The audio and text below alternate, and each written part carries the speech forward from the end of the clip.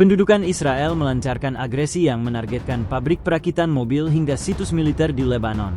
Akibat serangan itu, pabrik terbakar hingga api membumbung tinggi. Serangan diluncurkan pasukan pendudukan Israel pada Kamis, 10 Oktober 2024.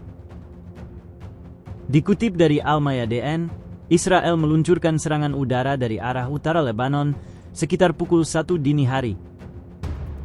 Tembakan menargetkan pabrik perakitan mobil di kawasan industri di Hasha pada pedesaan Homs. Selain itu, mereka juga menyasar situs militer di Hama. Sebuah sumber militer menyebut, kerugian akibat agresi tersebut hanya sebatas kerugian material. Terkait serangan ini, Direktur Kota Industri Hasya, Insinyur Amer Halil buka suara. Ia membenarkan pendudukan menargetkan pabrik mobil di kota industri Hasya di Homs. Pabrik tersebut terbakar karena dihantam serangan musuh.